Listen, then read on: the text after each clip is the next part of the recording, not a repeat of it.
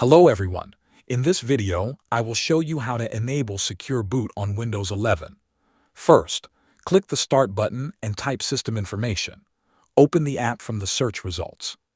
Inside the window, look for a setting called Secure Boot State.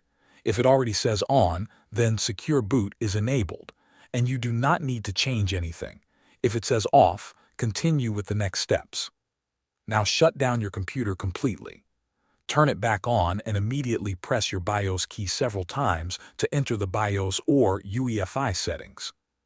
Once you are inside the BIOS menu, look for a tab called Boot, Security, or Authentication.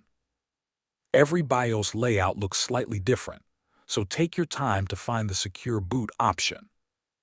When you find Secure Boot, change it from Disabled to Enabled. If you also see an option called CSM, Legacy Boot, or Compatibility Support Module, make sure to disable it. Secure Boot only works when your system is using UEFI mode. After making the changes, save everything and exit the BIOS. In most cases, you can press F10 to save and restart the computer. Thanks for watching.